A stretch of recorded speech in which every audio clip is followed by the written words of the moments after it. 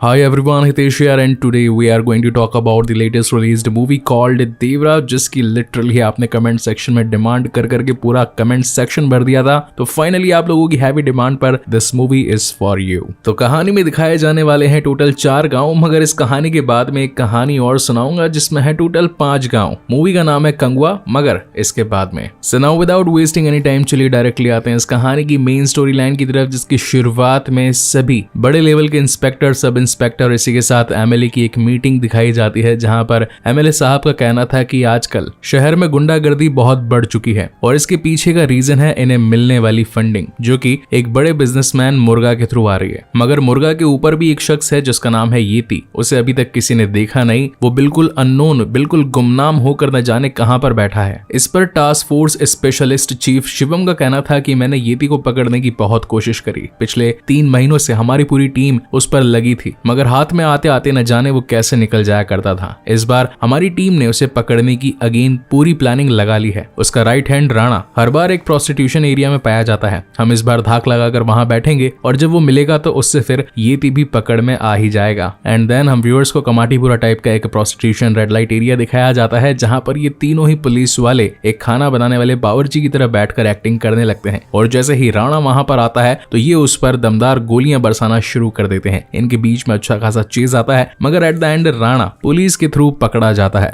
फिर तो क्या होना था, 3rd डिग्री ब्लैक बेल्ट कुटाई होने शुरू हो जाती है उस पर, जिस पर राणा का बताना था कि आगे की इन्फॉर्मेशन तुम्हें डीएसपी तुलसी से मिलेगी। तो अब ये सभी पुलिस वाले स्मगलर का रूप धरकर डीएसपी तुलसी के पास जाते हैं और कहते हैं कि हमने सुना है कि पोर्ट पर आने वाला माल कुछ ऐसे खास चोरों की मदद से बीच समुद्र में ही उतरवा लिया जाता है। ये काम आपने पहले भी कई बार किया है। मेरा एक माल रशिया से आने वाला है और मैं नहीं चाहता कि कस्टम ड्यूटी के अंदर वो पकड़ा जाए। उस माल की कीमत बहुत ज्यादा है तुलसी भाई। तुलसी का बताना था कि ये काम मैं नहीं करता बल्कि मुर्गा करता है, मगर उसने ये काम काफी टाइम से छोड़ दिया है। अगर तुम्हें फिर भी इस काम को करवाना है तो तुम्हें दूर पर्वत पर 4 गांव दिखाई पड़ रहे हैं, तुम्हें वहां जाकर भैरा से बात करनी होगी। और जाते जाते एक चीज और बता दूं कि एक पुलिस वाला दूसरे पुलिस वाले को अच्छी तरीके से पहचानता है, तो मेरे सामने एक्टिंग करने की कोई जरूरत नहीं। जिसके बाद ये सारे ऑफिसर्स मिलकर उन्हीं 4 गांव में से एक गांव पहुंचते हैं, जहां पर मेन लीड यानी कि भैरा बैठा होता है। यहाँ पर शिवम को उससे कहना था कि देखो, हमारा एक माल आने वाला है और मैंने सुना है कि तुम और तुम्हारे लोग बीच समुद्र में से ही माल को गायब कर लेते हो और फिर यहाँ ले आते हो। इस काम के बदले मैं तुम्हें अच्छा मुनाफा दूंगा। मगर भैरा उसे काम करने से मना कर देता है और बोलता है कि हमने काफी टाइम पहले ही इस काम को छोड़ दिया है। अपनी जान की खैरियत चाहते हो तो अभी के अभी यहाँ से निकल जाओ। ये बात सुनकर के शिवम को गुस्सा आ जाता है और इनके बीच में हल्की फुल्की फाइट हो जाती है और अब शिवम को बिना किसी इन्फॉर्मेशन के ही इस गाँव से निकलना पड़ता है। नीचे पूर्व की ओर आने पर उसे सिन्नप्पा नाम का एक शख्स दिखाई पड़ता है। तो शिवम बताता है कि देखिए सर, बात ऐसी है कि मैं पुलिस फोर्स से हूँ, हमें एक स्पेशल टास्क परफॉर्म करने के लिए इस गांव में आना था। हमें खबर मिली थी कि एक बहुत बड़ा गैंगस्टर जिसका नाम है येती, उसका काफी टाइम से माल इधर से उधर आ रहा है। अगर हम रंगे हाथ माल के साथ उसे पकड़ लें तो उसके खिलाफ अच्छी चार्जशीट बनाई जा सकती है और सालों के लिए उसे जेल में ठूसा जा सकता है। मगर हर बार वो हमारे हाथ से निकल जाया करता था, इसलिए हम उसे पकड़ने के लिए यहाँ पर आए हैं और आप लोगों की मदद चाहते हैं। आप दिखने में बड़े हैं, जरूर उन लोगों को समझा सकते हैं। मगर इस काम को शुरू करने से पहले सिन्नप्पा उसे इस लाल सागर की कहानी बताता है। अब कहानी यहाँ से 12 साल पीछे जाती है। तो बेसिकली यहाँ पर हम कुछ नाविकों को देख पाते हैं। काम हालांकि मछुआरे का करते थे, मगर चोरी चकारी भी इनका साइड बिजनेस था, जहाँ पर एंट्री होती है देवरा की और वो पहुंचा होता है एक बहुत बड़ी कंटेनर बोट पर, या फिर कहें कि बहुत बड़ा जहाज, जिसे कि फ्रेंच में बातो भी कहा जाता है। इसके ऊपर ढेर सारे कंटेनर्स पड़े होते हैं और अब रात के अंधेरे में धीरे धीरे करके सारे लोग ऊपर चढ़ने लगते हैं। रस्सियां बांध करके उसी मेन कंटेनर तक पहुंच जाते हैं जिसे कि बीच रास्ते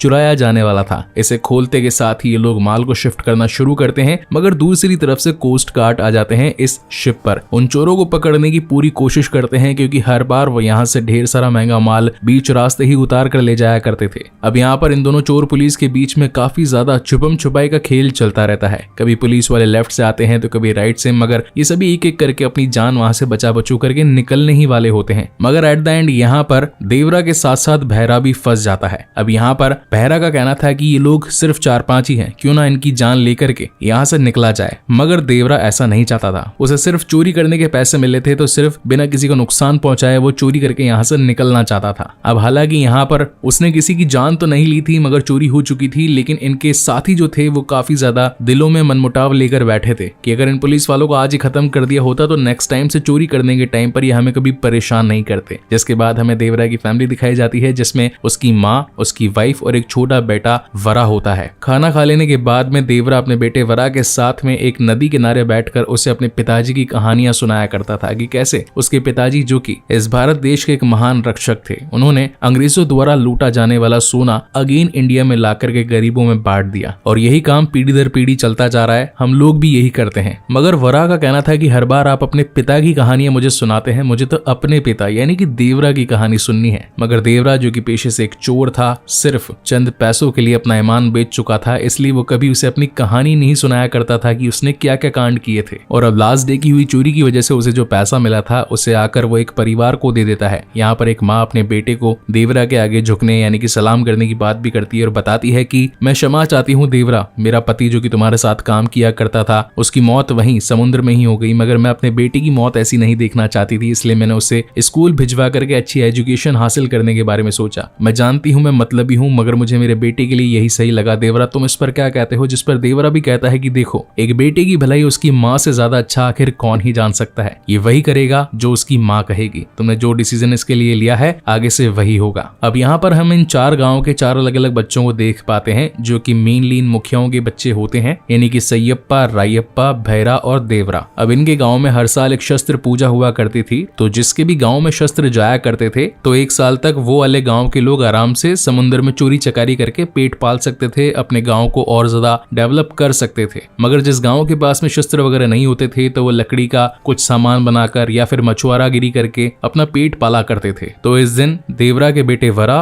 और भैरा के बेटे पसुरा, इन दोनों के बीच में फाइट हो जाती है शस्त्र को लेकर के कि इस साल तो हमारे ही गांव में शस्त्र आएंगे। हालांकि इस फाइट में पसुरा जीत जाता है क्योंकि उसकी फिजिक वरा से ज्यादा बढ़िया थी। अब बात आती है शस्त्र पूजन की, और हर साल की तरह चारों गांव यहाँ पर एकत्रित हो चुके थे। इस बार देवरा इन सभी के बीच में एक छोटी सी रिक्वेस्ट रख देता है कि हर साल जो है हमारा ही गांव शस्त्रों को ले जाया करता है, रायप्पा के गांव को काफी टाइम से नहीं मिले शस्त्र, तो मैं इस बार के ये सारे शस्त्र उनके गांव को देना चाहता हूँ। लेकिन भैरा, उसका कहना था कि देखो, हमारे पूर्वजों ने संग्राम की एक प्रथा चलाई थी। संग्राम बोले तो एक फाइटिंग कॉम्पिटिशन। इस फाइटिंग कॉम्पिटिशन के रूल्स ये थे कि हर साल हर गांव से 2-2 बढ़िया तगड़े फाइटर्स आएंगे, उनके बीच में फाइट होगी और लास्ट में जो एक विजेता रहेगा उसी के गांव को सारे शस्त्र जाएंगे। तो अगर भैरा तू चाहता है कि शस्त्र रायप्पा के पास जाए तो या तो उनके लोगों को बोल कि हमसे जीत जाए, और या फिर अगर तुझ में दम है तो हम सभी को हरा करके तू ये शस्त्र उनको दे दे। अब यहाँ पर बात देवरा के ईगो की आ चुकी थी। देन वो फाइटिंग के लिए उतर जाता है एंड एज यूजुअल कि हर साल 2-2 कंपेटिटर्स आते हैं, तो यहाँ पर दमदार मतलब एकदम झगड़ेल मुस्टंडे आकर के भिड़ जाते हैं देवरा में। अब यहाँ पर अच्छी खासी फाइट होती है। इस फाइट के कुछ और भी रूल्स थे कि बच्चे और औरतें इसे नहीं देखेंगी, वो दूर खड़ी हो जाएंगी, और इस संग्राम में यानी कि इस फाइटिंग कॉम्पिटिशन में आजू बाजू सिर्फ मर्द ही रहेंगे। अब भैया कहानी का हीरो है देवरा, तो वो तो जीतेगा ही, मगर एट द एंड उसे कड़ी टक्कर देने के लिए भैरा यहाँ पर पहुंच चुका था, जो कि चाहता था कि इस बार शस्त्र पूजन के बाद में सारे शस्त्र उसी के गांव में जाएं। तो ये पूरी रात लड़ते हैं, इनफैक्ट नेक्स्ट मॉर्निंग तक भी हो जाती है। ये दोनों ही थक चुके थे, हार नहीं मान रहे थे, और देवरा जो था पिछले करीब 7-8 सालों से इस शस्त्र पूजन के अंदर सारे शस्त्रों को अपने साथ ले जाया कर रहा था। दैट इज वाई सभी लोग मिलकर के डिसाइड करते हैं कि विनर जो है वो देवरा है, और अब जैसा देवरा चाहेगा वैसा ही होगा। तो देवरा यहाँ पर वादा कर चुका था रायप्पा से, दैट इज वाई इस बार शस्त्र पूजन के बाद में ये शस्त्र उसके गांव में चले जाते हैं। अब कहीं ना कहीं इस मूवी के अंदर मुझे 4-5 इंग्लिश मूवीज की मिक्सिंग या फिर इंस्पिरेशनल थिंग्स लगी, जैसे कि Lord of the rings, hobbit, इसी के साथ में 300 बहुत क्लासिक मूवीज थी वो, अगर आपने नहीं देखी उनका एक्सप्लेनेशन भी चैनल पर ऑलरेडी है, एक बार जरूर चेकआउट कीजिएगा। अब यहाँ पर इनके गांव में एक फ्यूचर देखने वाली या फिर कहीं की प्रोफेसी करने वाली एक महिला होती है, काइंड ऑफ पंडित, जो कि देवरा को बताती है कि आने वाले कुछ टाइम में इन गांवों पर एक बड़ा खतरा आने वाला है। अब इसी के चलते जब गांव से इनकी बस जा रही होती है तो कुछ गुंडे आकर के बस को लूट लेते हैं, और वो जो छोटा लड़का जो कि स्कूल जाकर पढ़ना चाहता था उसे गोली लग जाती है। उस लड़की की माँ बहुत ज्यादा रोने लगती है और देवरा के आगे हाथ फैलाती है और कहती है कि अगर मैंने उन मछुआरों के साथ में अपने बेटे को जाने दिया होता तो आज अपने बेटे का मरा मुंह नहीं देखती। इसकी मौत की जिम्मेदार मैं हूँ, आखिर अब मैं कैसे जीऊंगी। वही नेक्स्ट सीन में हम मुर्गा को देख पाते हैं जो कि डीएसपी तुलसी के साथ इनके गांव में आया होता है और कहता है कि नेक्स्ट प्रोजेक्ट आने वाला है, क्या तुम सभी अगली चोरी के लिए तैयार हो। जहां पर भैरा और बाकी के लोगों का कहना था कि तुम्हें दाम बढ़ाना पड़ेगा। वहीं देवरा का कहना था कि अब हम ये काम ही छोड़ रहे हैं, क्योंकि तुम जो हमसे लीगल कंटेनर्स वगैरह चुरवाते हो, उन कंटेनर्स के अंदर बम, गोले, बारूद और लड़ने के हथियार होते हैं, और उन्हीं हथियारों की वजह से मेरे गांव में हमला हुआ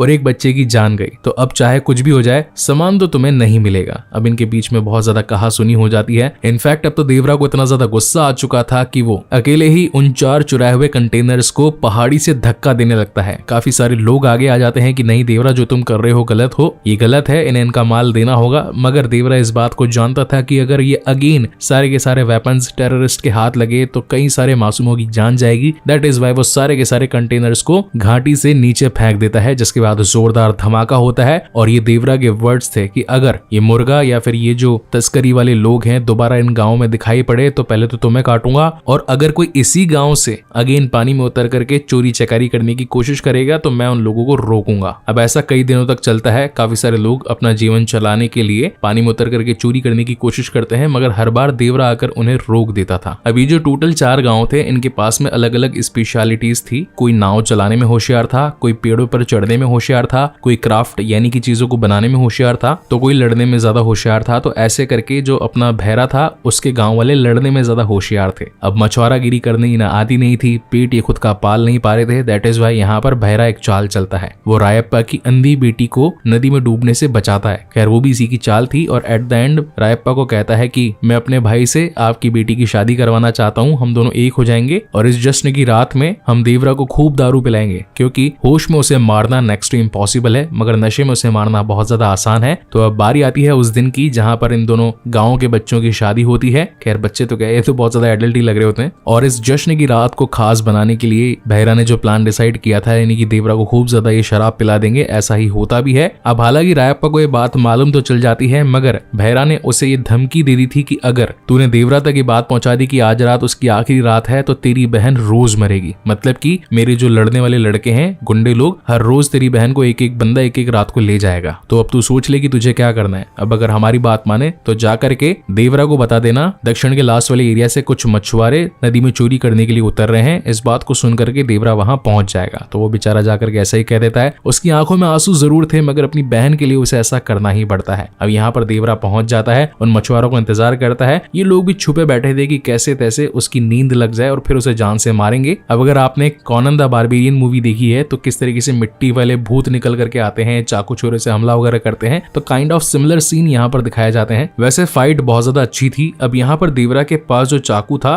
वो काइंड ऑफ चाकू भी था और हसिया भी था, मतलब कि खुल जाए तो पूरी तरीके से हसिया बन जाता था। और अब तो उसे बहुत ज्यादा गुस्सा आ चुका था, तो वो एक एक करके सभी को मौत के घाट उतारना शुरू करता है और उनके खून से पानी लाल हो जाता है। और यही रीजन भी था कि इस पानी को या फिर इस सागर को लाल सागर नाम दिया गया था। नेक्स्ट डे जब चारों गांव के लोग इस दक्षिणी तट पर आकर पहुंचते हैं तो इन्हें दिखाई पड़ता है कि बहुत सारे लोग जान से मारे गए हैं और एक बड़े पत्थर पर एक बहुत खास सूचना डाल दी गई है कि अब अगर आज के बाद कोई भी नदी में उतरा चोरी करने के लिए तो देवरा उन्हें जिंदा नहीं छोड़ेगा, एक एक को मौत के घाट उतार देगा और आज से वो गुमनाम है। यानी कहने का मतलब वो गांव में रहेगा तो नहीं परिवार के साथ में, मगर अपनी नजर हर वक्त समुद्र पर गड़ाए रखेगा कि आखिर चोरी करने उतर कौन रहा है, क्योंकि इस चोरी से बहुत सारे मासूम लोगों की जाने गई थी और अब वो ऐसा होने देना नहीं चाहता था। तो अब यहाँ पर भैरा क्या करता है, बहुत ज्यादा गुस्से में आ जाता है। खुद तो वो उतर सकता नहीं था, इसलिए जिन बच्चों के बाप मारे गए थे उस फाइट में, उन बच्चों को अपने अंडर ट्रेनिंग देना शुरू करता है। ये करीब 20 लौंडे होते हैं जिन्हें धीरे धीरे करके वो पानी में चोरी करना, फाइट करना, उतरना चढ़ना, माल को लाना ले जाना सिखाता है। और अब जब 12 साल के बाद में ये सारे लौंडे मुस्टंडे बन जाते हैं तो भैरा के थ्रू इन सभी का सिर्फ एक मकसद था, चोरी करेंगे जिस दिन फुल पावर के साथ में, और अगर उस दिन देवरा आ गया तो उसका सर ला करके भैरा को देंगे। और अब जैसा कि इस बात को 12 साल बीत चुके होते हैं तो देवरा का बेटा वरा भी बड़ा हो चुका होता है, वहीं रायप्पा की छोटी बेटी तंगम भी बड़ी हो चुकी होती है। अब जहाँ एक तरफ गांव के अंदर देवरा की बड़ी बड़ी बातें फैली हुई थी कि वो इतना ज्यादा महान, दयालु और शानदार है कि उसने एक बार शार्क को मार गिराया था, मगर उसका बेटा तो नाकारा है, एक ऑलरेडी मरी हुई शार्क की छोटी बच्ची को ला करके गांव में ये बातें फैला रहा है कि उसने इस बड़ी शार्क को मुक्के मार मार कर दांत तोड़कर जान से मार दिया। तो गांव वाले भी उस पर हंसने लगते हैं और कहते हैं कि आखिर तो अपने बाप की औलाद भी है या नहीं। अब घर पर आने के बाद जो उसकी बूढ़ी माँ होती है यानी कि दादी, वो अपने पोते से कहती है कि आखिर तुम्हारा बाप देवरा कब आएगा, क्योंकि उसे देखे बिना मैं मरना नहीं चाहती। जहाँ पर वरा का कहना था कि आखिर क्यों आप उस इंसान के बारे में इतनी बातचीत कर रहे हो, पिछले 12 सालों में क्या उसने एक बार भी आकर के हमारी सुध ली कि हम लोग कैसे हैं, कैसे जी रहे हैं, किस तरीके से अपना पेट पाल रहे हैं। अगर चिंता होती तो कम से कम एक बार आकर के हमारी हालचाल तो पूछ लेता। मुझे तो लगता है कि कहीं ना कहीं वो मर गया है, मगर दादी की आस अभी भी जिंदा थी। वहीं अगले सीन में हम पसूरा को देख पाते हैं, यानी कि भैरा का बेटा। वो भैरा की तरह ही हैवान हरामी था एक नंबर का, जिसकी नजर तंगम पर थी।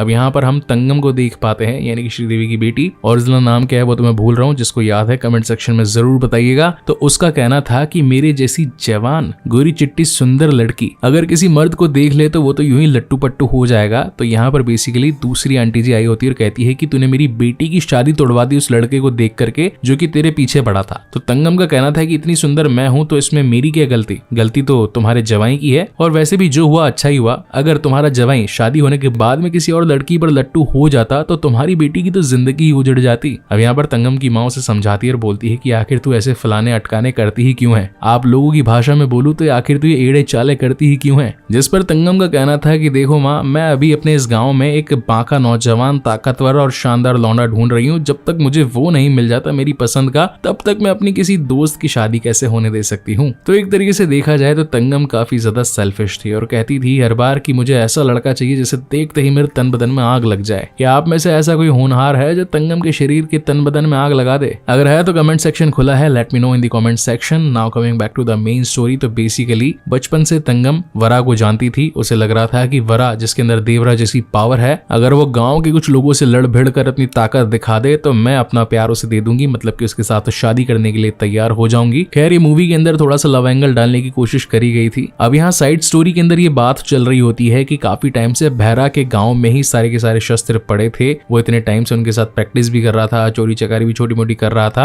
मगर पिछले कुछ सालों में जो संग्राम होता है हर साल शस्त्र पूजन के टाइम पर, तो बहरा क्या करता था, लोगों को सिर्फ जख्मी नहीं करता था, उनके हाथ पैर तोड़ देता था, जाने ले लिया करता था। दैट इज वाई पिछले 8 सालों से इस शस्त्र पूजन के अंदर संग्राम होना ही बंद हो चुका था। और अब संग्राम नहीं तो जाहिर सी बात है कि शस्त्र का डिस्ट्रीब्यूशन भी नहीं। वरा और रायप्पा मिलकर के बहरा के पास पहुंचते और कहते हैं कि देखिए सर, बात ऐसी है पिछले 8 सालों से आपके ही गांव के अंदर सारे के सारे शस्त्र पड़े हैं, इस बार हमारे गांव को भी दे दीजिए क्योंकि हमारे गांव को इनकी बहुत ज्यादा नीड है, हम भी कुछ काम वाम करके अपना पेट पालना चाहते हैं। जिस पर बहरा का कहना था कि ठीक है, शस्त्र पूजन वाले दिन पर देखेंगे कि क्या होगा। अब यहाँ पर वो दिन आ जाता है शस्त्र पूजन का। अब यहाँ पर बहरा संग्राम का ऐलान कर देता है। अब वरा जो था वो पीछे कैसे हटे, क्योंकि उसे अपने गांव के लिए शस्त्र चाहिए थे। तो वो क्या करता है, इन लोगों को चकमा दे करके फाइटिंग करता है, मतलब कि इनकी शराब के अंदर और ज्यादा नशे की गोलियां मिला देता है। अब इनकी फाइटिंग का ये रूल था कि हर कोई जो भी अखाड़े में उतरेगा एक लोटा शराब पीकर ही उतरेगा। तो जैसे ये लोग पीते हैं थोड़ी देर बाद में इनको नशे हो जाते हैं और वरा इनको कूट पीट करके ये पूरी की पूरी जंग जीत जाता है और सारे के सारे शस्त्रों को अपने गाँव में ले जाता है। अब नेक्स्ट डे ये पूरी बात पूरे गाँव में स्प्रेड हो जाती है कि भैया इसने तो जो फाइट है वो धोखे से लड़ी है। मगर रायप्पा का आकर कहना था कि देखो, अगर नशे के थ्रू वो जीता होता तो सुबह हो चुकी है, नशा तो उतर चुका होता, मगर इन लोगों की हड्डियां पड्डियां तो अभी तक टूटी हुई है। इसका मतलब यह है कि वरा को अपनी असली ताकत का अंदाजा नहीं कि वो देवरा का बेटा है, उसके खून में देवरा का खून दौड़ रहा है। एंड देन कहानी में एक बढ़िया सॉन्ग भी आता है, शॉट्स काफी बढ़िया थे। आई थिंक बाली के शॉट्स लिए होंगे या फिर हो सकता है यार साउथ भी काफी ज्यादा ब्यूटीफुल है तो वहां के भी कुछ शॉट्स हो सकते हैं। यार अपने को क्या, अपन तो स्टोरी पर वापस आते हैं। तो बेसिकली बहरा बहुत ज्यादा गुस्सा हो चुका था और उसके जो लौंडे थे यानी कि 20 ताकतवर चोर जिन्होंने बचपन से चोरी चकारी करने की प्रैक्टिस कर ली होती है और अब वो तैयार थे पानी में उतर करके चोरी करने, इनफैक्ट अगर उनके सामने देवरा आ जाए तो उसे भी जान से मारने के लिए। तो ये लोग आकर के मुर्गा से कांटेक्ट करते हैं और मुर्गा इनके लिए एक शिपमेंट भिजवा देता है। मगर उस शिपमेंट को आने में अभी 3 दिन थे। वहीं हम घर पर देख पाते हैं कि देवरा की मम्मी यानी कि वरा की दादी बहुत ज्यादा बीमार हो चुकी थी, मरने वाली थी और बहरा को ये बात पता थी कि जब उसकी माँ मरेगी तो देवरा अपनी माँ को आग देने के लिए जरूर आएगा, इसलिए वो अपने लोगों के साथ में उसके घर के बाहर ही इंतजार करता रहता है। मगर न जाने कैसे छिपके से देवरा आ जाता है, अपनी माँ के पैर छूता है, उनके गले लगता है, प्यार भरी निगाहों से देखता है और वहां से निकल जाता है। और बहरा को भी ये बात मालूम चल चुकी थी कि साला देवरा हमारे इतनी तगड़ी सिक्योरिटी बिछाए होने के बावजूद भी मिलकर के कैसे निकल गया, ढूंढो साले को। और अब ये सारे के सारे लोग उसके पीछे पड़ जाते हैं, मगर देवरा इतना ज्यादा फास्ट ताकतवर था कि कोई भी उसका पीछा कर नहीं पाता और देवरा वहां से बच करके निकल जाता है। नेक्स्ट डे तो पूरे गांव के अंदर ये बात फैल जाती है कि 12 साल पहले हुए कांड के बाद में देवरा जो कि गायब हो चुका था वो अगेन आ चुका है, यानी कि समुद्र में चोरी करना मतलब मौत को दावत देना है। अब कहानी के बीच में 1-2 छोटे छोटे इंसिडेंट्स भी होते हैं, सिर्फ एक ही लाइन के अंदर उन दोनों को ही क्लियर कर डालता हूं। तो बेसिकली अंधेरी रात में कोई बहरा के घर आकर बहरा का हाथ तोड़ जाता है। लोगों को लगता है कि ये काम देवरा का था, मगर ये काम कुंडप्पा के बेटे का था। कुंडप्पा वो शख्स था जिसने देवरा को मारने का जाल बिछाया था, मगर लास्ट फाइटिंग के अंदर मारा गया था। दैट इज वाई कुंडप्पा का बेटा ही अब देवरा को खत्म करना चाहता था। वो इस बात को जानता था कि नदी में ये लोग उतरेंगे, चोरी करेंगे, देवरा आएगा, बहरा उसको मारेगा, तो वो अपने बाप की मौत का बदला नहीं ले पाएगा। दैट इज वाई वो बहरा का हाथ तोड़ देता है ताकि खुद अपने हाथों से देवरा को मारकर अपने बाप की मौत का बदला ले सके। वहीं सेकंड सिनेरियो में ये दिखाया दिखाया जाता है कि गांव के अंदर जो वरा है वो मतलब एक काइंड ऑफ चूतिया टाइप पर्सन है, उसकी कोई इमेज नहीं है, दैट इज वाई हर कोई उसको पागल ही समझता है। तो उसकी बहन को यहाँ के लोग छेड़ने लगते हैं और रात को अपनी बहन की छड़ाई का बदला लेने के लिए जब वरा उन लोगों के पास जाता है तो उनको बहुत ज्यादा धोता है। अब जब ये बात तंगम तक पहुंचती है तो तंगन के तंग बदन में आग लग जाती है कि वाह क्या बात है, वरा ने उन लोंडों को कूट पीट दिया जिन्होंने उसकी बहन को छेड़ा। तो अगेन यहाँ पर कुछ सॉन्ग वॉन्ग आते हैं, सॉन्ग्स को अपन स्किप करेंगे। Coming back to the main story and then scene shift होता है नेक्स्ट डे। यहाँ पर पता चलता है कि गांव में हुई रात को कुटाई पिटाई के चक्कर में एक लौंडा मारा गया। अब यहाँ सारे लोग जो होते हैं वो वरा पर इल्जाम लगाने लगते हैं। तो वरा पहुंचता है बहरा के पास में माफी मांगने के लिए कि देखो बहरा बात ऐसी है, उन लौंडों ने मेरी बहन को छेड़ा, दैट इज वाई मैंने उन्हें मारा, मगर एक शख्स जो जान से ही मर गया ऐसा मैं कैसे कर सकता हूँ, ये मेरा काम नहीं है, मैं तो तुम लोगों जैसा ही हूँ, मैं तो बिल्कुल तुम्हारा आदमी हूँ, तो मैं किसी की जान कैसे ले सकता हूँ। जिस पर बहरा का कहना था कि ठीक है, अगर तू हम में से ही अपने आप को काउंट करता है तो आज रात की चोरी में हमारे साथ मिल जा। एंड देन ये सभी लोग मिलकर के मुर्गा का जो माल आने वाला होता है रशिया से, उसे चुराने के लिए पहुंच जाते हैं। पहले कंटेनर पर चढ़ते हैं, माल को चुराते हैं, नाव पर लादते हैं, मगर तभी पहुंच जाता है भाई साहब देवरा इनके पीछे, इनको एक एक करके मौत के घाट उतारने के लिए। अब यहाँ पर अच्छा खासा फाइट सीन आता है, तो ये आधा घंटा चलता है, उसको अपन ज्यादा डिस्कस नहीं करेंगे। और कहानी के एट द एंड हम सभी व्यूअर्स को ये मालूम चलता है कि आज से 12 साल पहले हुई फाइट के अंदर देवरा तो मारा गया और उसका बेटा जो वरा था पिछले 12 सालों से वही समुद्र में उतरने वाले मुजरिमों या फिर मछुआरों को रोक रहा था चोरी करने से। इनफैक्ट उसी ने एक बार असली शार्क को मार करके गांव में लेकर भी आया था और इस बार की फाइटिंग में भी जिन सभी लोगों के पीठ पे एक्स का निशान बनाया वो भी वरा ने ही बनाया था और वही देवरा बनकर के घूम रहा है। और ये बात सिर्फ और सिर्फ सिनप्पा को मालूम थी, मगर मूवी इस तगड़े हुक शॉट पर आकर खत्म होती है कि आखिर वरा यानी कि देवरा के बेटे ने देवरा को जान से मारा क्यों। ये काइंड ऑफ सिमिलर एंडिंग है बाहुबली टाइप से कि आखिर कटप्पा ने बाहुबली को जान से क्यों मारा। तो वो हमें सेकंड पार्ट में रिवील होता है। तो आई थिंक इसका जो सेकंड पार्ट आएगा उसमें हम सभी व्यूअर्स को ये मालूम चलेगा कि आखिर वरा ने अपने बाप देवरा को जान से क्यों मारा। तो गाइस अब उसके लिए तो आप लोगों को सेकंड पार्ट का वेट करना ही पड़ेगा। वेल यहाँ खत्म होता है हमारा वीडियो एंड एक्सप्लेनेशन। आपको ये कैसा लगा let me know in the comment section. अगर वीडियो पसंद आया है then please do like, comment and share this video as much as possible. इस वीडियो को बनाने में सचमुच बहुत ज्यादा मेहनत लगी है। अगर मेहनत पसंद आई तो जाते जाते इस चैनल को सब्सक्राइब जरूर करते जाइएगा। और जैसा कि मैंने वीडियो की शुरुआत में कहा था कि ये तो थी कहानी 4 गांव की, इसके बाद में आएगी एक कहानी वो भी 5 गांव की, यानी कि कंगुआ। तो गाइज कंगुआ के लिए बी रेडी, वो वीडियो जल्दी ही चैनल पर आएगा। सो तब तक के लिए keep watching and stay safe. Thank you so much guys for watching this long video. मिलते हैं अगले वीडियो में।